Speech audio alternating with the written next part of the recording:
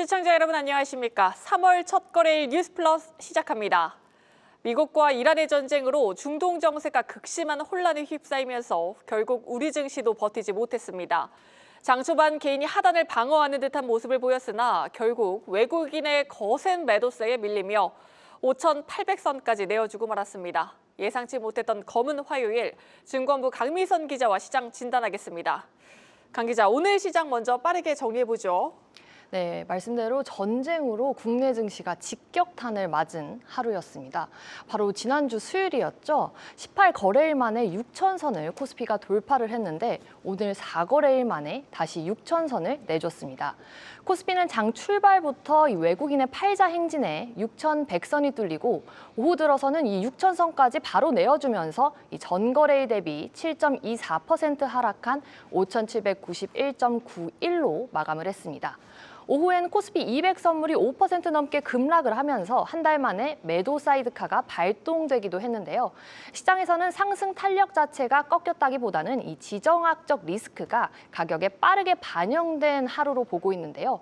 한마디로 외국인이 6천선 돌파 이후 이 본격적인 차익 실현 규모를 키워갔고 여기에 이 중동 리스크가 겹치면서 한국 등 이 신흥국 비중을 줄이는 흐름으로 나타난 것으로 보입니다.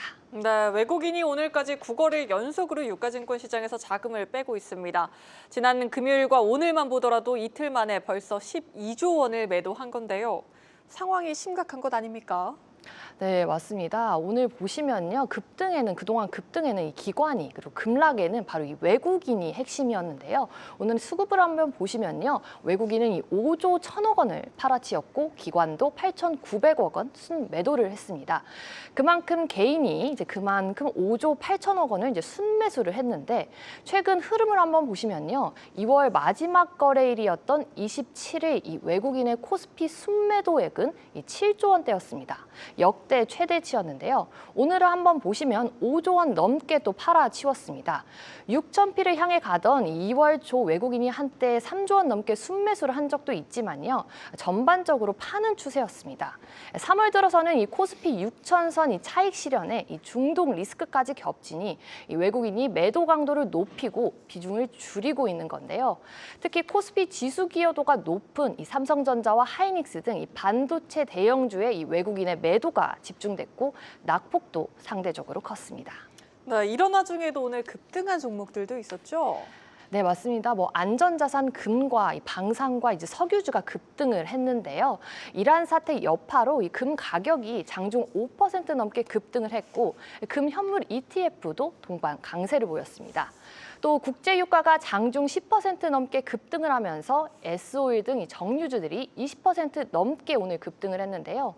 이 전쟁 여파로 한화 에로스페이스, LIG 넥스원 등 방산주도 강하게 올랐습니다.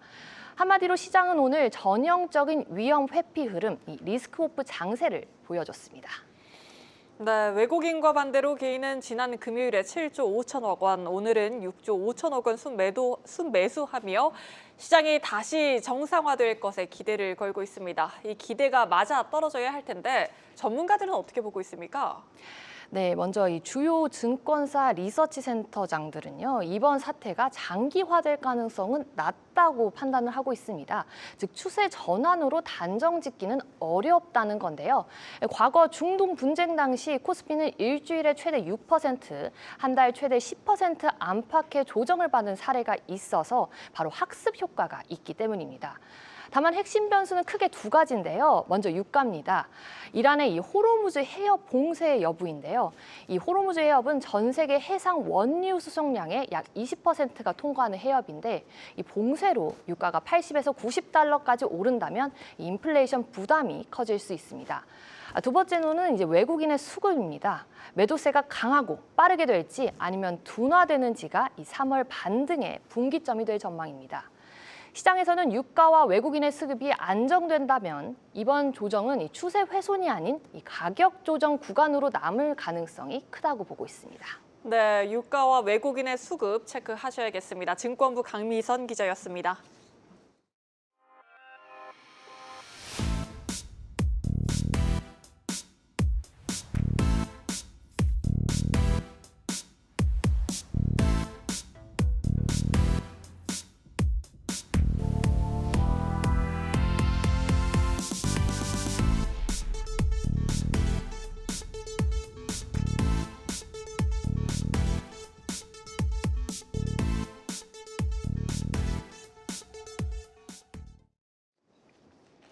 네, 장대한 분노. 도널드 트럼프 미국 대통령이 이란에 대한 공격을 감행하면서 이번 작전에 붙인 이름입니다. 지난 주말 사이 시작된 이번 공격으로 이란의 최고 지도자인 하메네이가 사망했고 양측의 갈등이 최고조에 달하고 있습니다. 갈등은 국제 금융시장에 고스란히 반영됐습니다. 중동 리스크가 불거질 때마다 가장 직접 반응하는 것은 바로 이 국제 유가인데요. 서부 텍사스산 원유 WTI와 두바이유, 브렌트유 모두 6%대 급등했습니다. 장중 10%대까지 오르면서 연중 고점을 갈아치웠고 극심한 변동성을 보이다가 막판에는 그나마 상승폭을 조금 줄여냈습니다. 국제 유가 상승은 달러 강세로도 이어지고 있습니다. 달러 인덱스 2월 초만 해도 96포인트대까지 내려가면서 달러 약세가 좀 뚜렷했었는데요. 이번 이란 사태로 단숨에 98포인트대로 올라섰습니다. 불확실성이 큰 만큼 안전자산인 달러가 강세를 보이는 것은 자연스럽지만 단숨에 1%가 오르는 것은 위험자산인 원화에는 더 큰 충격으로 다가왔습니다. 원달러 환율 오늘 개장하면서 단숨에 20원 급등했습니다. 그동안 환율이 다소 안정 추세로 가고 있었지만 다시 1,460원대 한 달 전 수준으로 되돌아갔습니다. 국내 외환시장 전문가들은 대체로 위쪽을 더 열어둬야 한다고 보고 있습니다. 단기 고점으로 1,480원을 꼽고 있고 이란의 호르무즈 해협 봉쇄가 현실화될 경우 1,500원 가능성도 제기됩니다. 전문가의 인터뷰 들어보고 오시겠습니다.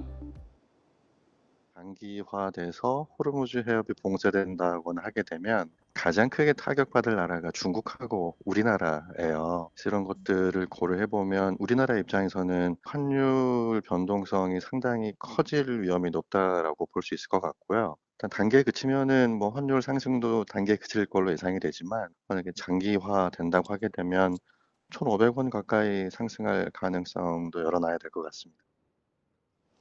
이 환율의 향방은 결국 국제유가의 흐름에 달려 있습니다. 바클레이즈는 브렌트유가 최대 120달러에 이를 수 있다고 경고하고 있고 CT는 80에서 90달러로 여러 가지 시나리오가 제시되고 있습니다. 작년 6월에도 미국과 이스라엘의 이란에 대한 공격이 있었지만 그때와 달리 트럼프 대통령이 이란 정권 교체를 목표로 하고 있는 만큼 이번에는 조금 더 비관적인 시나리오가 자리 잡고 있습니다. 유가가 100달러를 넘을 것이라는 전망에는 호르무즈 해협 봉쇄 를 가정하고 있는데 이란 혁명수비대 측은 호르무즈 해협이 이미 폐쇄됐다고 주장하고 있습니다. 환율과 유가의 고공행진이 지속되면 우리 실물 경제에도 위협이 될 수 있습니다. 그래서 금융시장의 변동성을 안정화시키는 것이 중요해졌습니다. 금융당국이 오늘 오전 긴급 점검회의를 열고 100조 원 이상 규모의 시장 안정 프로그램을 필요시 가동하겠다고 밝혔습니다. 중동 사태로 피해가 예상되는 기업들을 위해서는 13조 원 이상의 금융지원 프로그램도 시행하기로 했습니다. 지금까지 뉴스 브리핑이었습니다.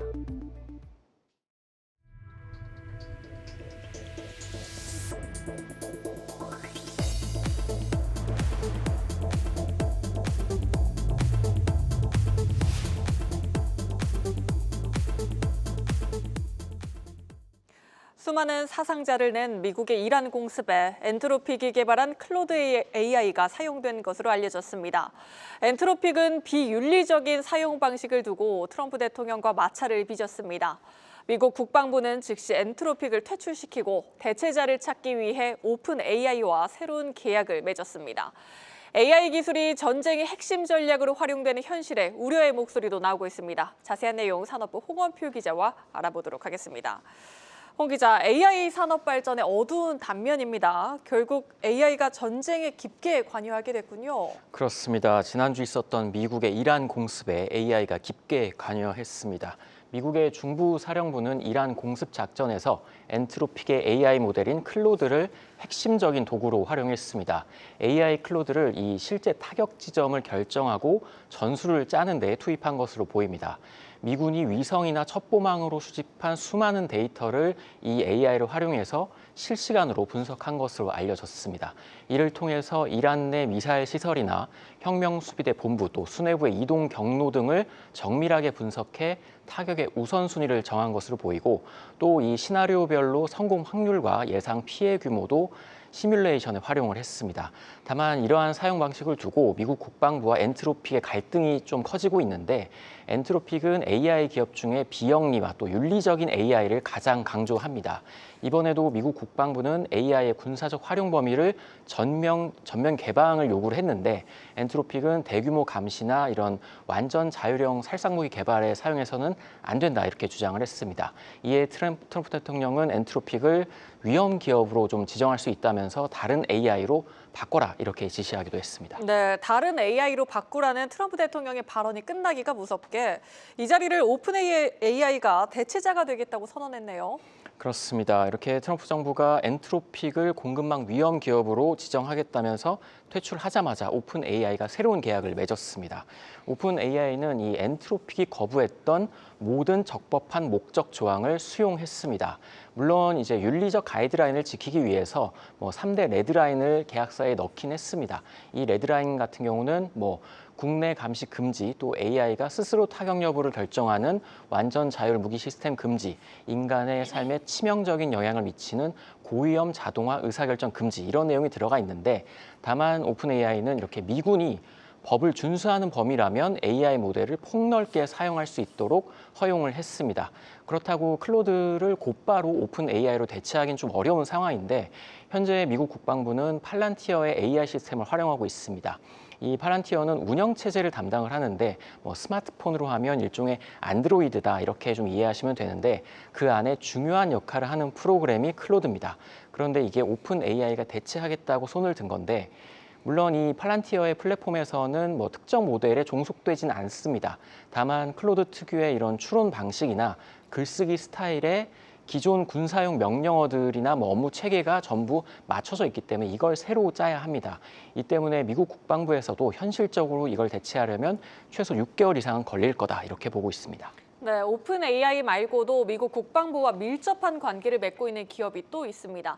바로 일론 머스크의 xAI인데요. xAI는 AI를 무기로 활용하는 것에 상대적으로 적극적인 편이라고요. 그렇습니다. 일론 머스크가 이끈 xAI는 현재 국방부와 가장 밀접한 기업으로 볼 수 있습니다.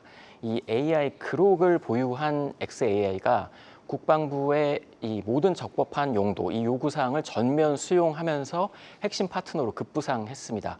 특히 머스크는 정치적으로 트럼프랑 굉장히 가까운 편인데 이 그록은 이념적인 제약이 없이 명령에 충실한 객관적이고 실용적인 도구가 될 것이다. 이렇게 머스크가 직접 밝히기도 했습니다. 지난달 말에는 엔트로픽에 이어서 xAI가 이 두 번째로 미군의 최고 등급 기밀 네트워크에서 구동할 수 있는 승인도 받았습니다.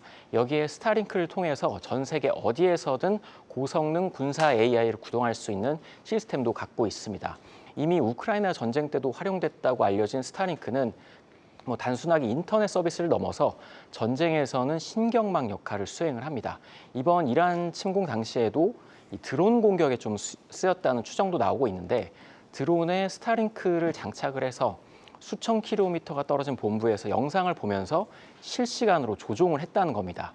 특히 이 기존 무전 신호랑 좀 다르게 스타링크 위성 신호는 지상에서 교란이 어려워서 이란의 방공망을 좀 쉽게 뚫을 수 있었다. 이런 해석도 있습니다. 일론 머스크는 민간용인 스타링크랑 별개로 미국 국방부만을 위한 전용 네트워크인 스타실드도 구축을 해놨습니다. 이 네트워크는 우주 기반의 실시간 감시가 가능하고 또 전쟁으로 통신 인프라가 지상에서 파괴되더라도 수만 개의 위성을 통해서 즉시 복구할 수 있는 것으로 알려져 있습니다. 네, AI 기술이 현대전의 핵심 비대칭 전력으로 부상하고 있는 현실입니다. 홍원표 기자와 함께 알아봤습니다.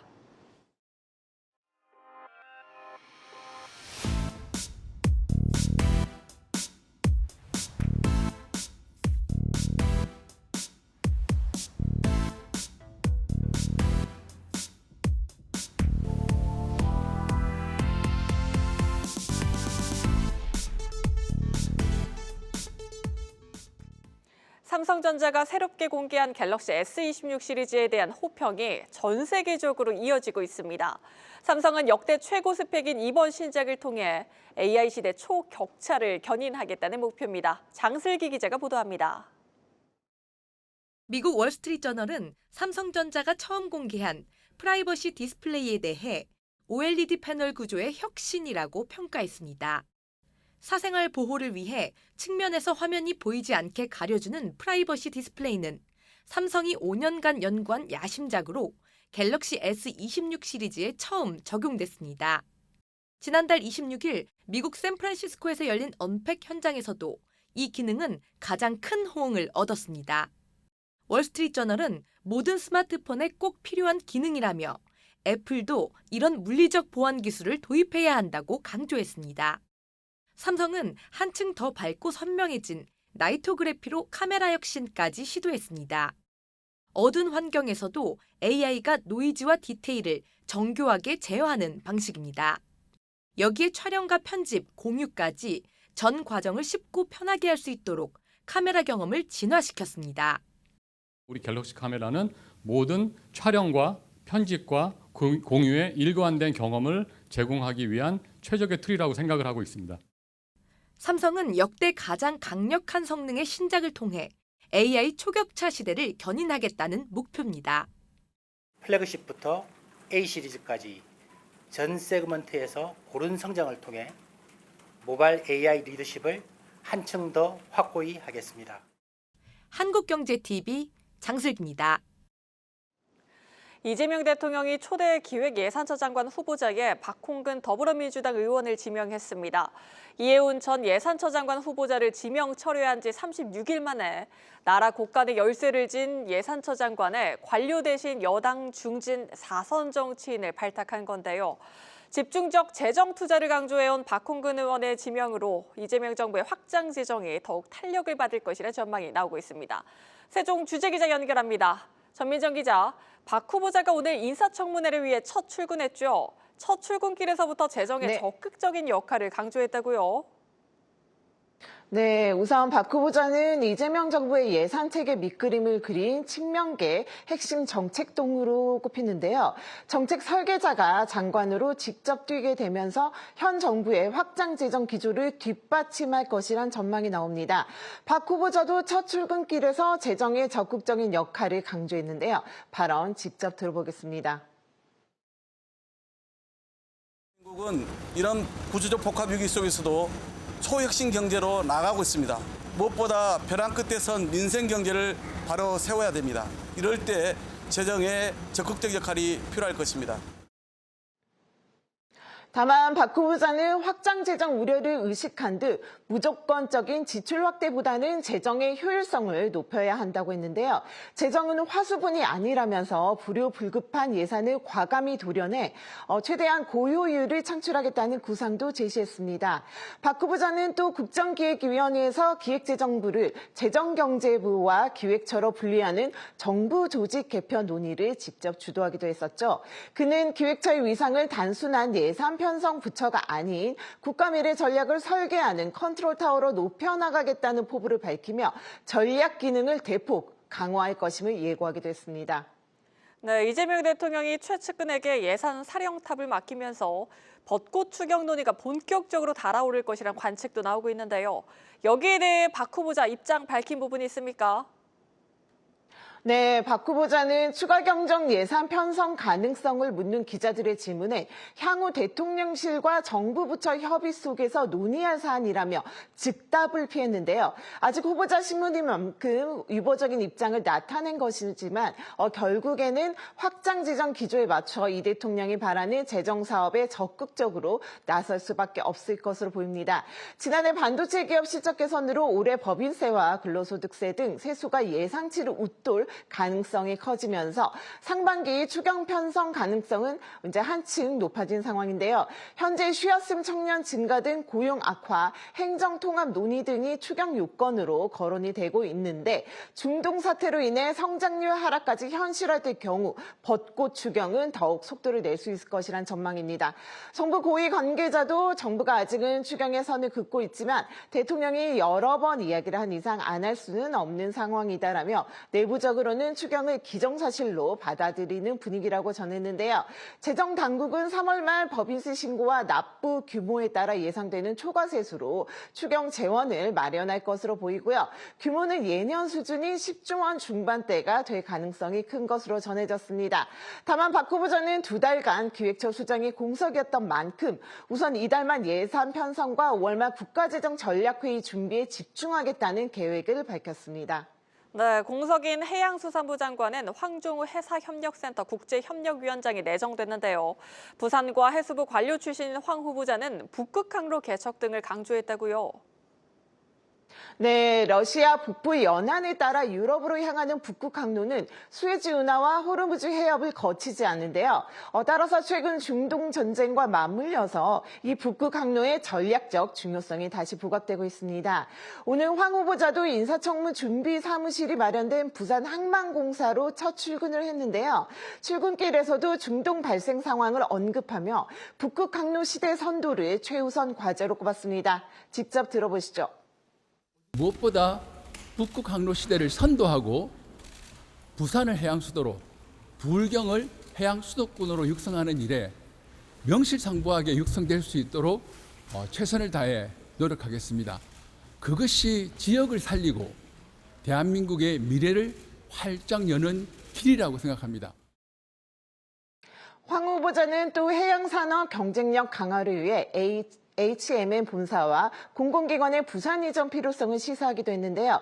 부산, 울산, 경남을 명실상부한 해양 수도권으로 육성하기 위해선 민관이 함께 면밀하게 협력하는 해양수산 클러스터를 만드는 것이 필요한데 이런 틀 안에서 이전 문제가 다뤄져야 한다는 게 황 후보자의 생각입니다. 지금까지 세종 스튜디오에서 한국경제TV 정민정입니다. 금융권이 부동산 PF 부실로 어려움을 겪는 가운데 신한금융지주가 부동산 사업 구조 개편에 나섭니다. 그룹 내 신탁사와 리츠 운용사를 하나로 합쳐 부실은 털어내고 경영 효율은 높이겠다는 구상입니다. 전유성 기자의 단독 보도입니다. 신한금융지주가 부동산 사업의 통합을 추진합니다. 신한지주는 지난해 말부터 자문사와 TF를 운영해 신한자산신탁이 신한리츠운용을 흡수 합병하는 계획을 세웠습니다. 지난달 5일 지주 이사회 보고를 마쳤고 올해 안에 통합을 마무리한다는 계획입니다. 자산운용사까지 합치는 안도 논의됐지만 실물 부동산이라는 공통분모를 공유하는 두 회사를 합치는 게 최적이라 판단했습니다. 이번 결정은 각 계열사의 생존 고민이 맞물린 결과입니다. 신한자산신탁은 책임준공 사업 리스크로 인해 건전성이 악화됐는데 관련 대출 잔액은 지난해 3분기 기준 1조 2,105억 원에 달합니다. 소규모 조직 구조로 성장 한계에 봉착한 신한 리츠운용의 상황도 고려됐습니다. 지주는 지원 부서를 통합해 운영 효율을 높이고 비용 절감에 나선다는 방침입니다. 또한 개발부터 운영까지 이어지는 수직 계열화로 외부로 빠져나가던 매각, 운용 수익을 내재화한다는 전략으로 풀이됩니다. 부실 자산을 털어내기 위해 기업 구조조정 리츠를 활용할 가능성도 언급됩니다. 금융권은 이번 합병이 부동산 금융의 큰 변곡점이 될 것으로 보고 있습니다.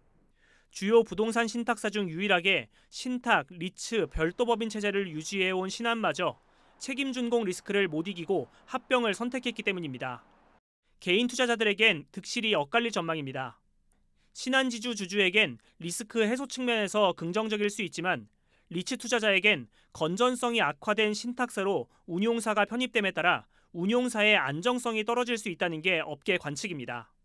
한편 신한지주 관계자는 합병안은 이사회 보고 후 자회사와 향후 업무 추진을 논의 중인 단계라며 현재 확정된 내용은 아니라고 밝혔습니다. 한국경제TV 전유성입니다. 서울 동부권의 교통중심지인 청량리 일대가 빠르게 바뀌고 있습니다. 대규모 재개발을 통해 교육과 문화의 중심지로 도약하고 있는 모습인데요. 김원규 기자가 이필영 동대문 구청장을 만났습니다.